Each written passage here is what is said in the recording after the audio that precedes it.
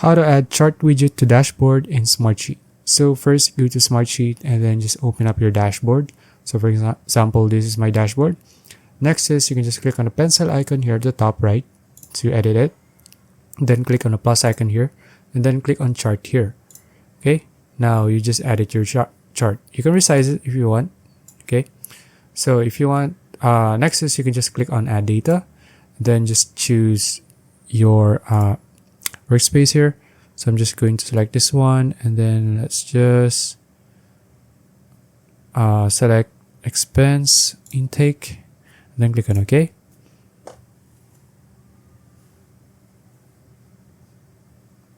Okay, click on OK again and then there you go. Okay, so here if you want, just choose your columns that you want to include here. So let's say I'm going to include all columns here.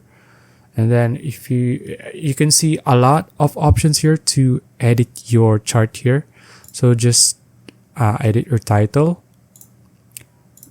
your horizontal axis here. You can also edit the title styling and then the size as well.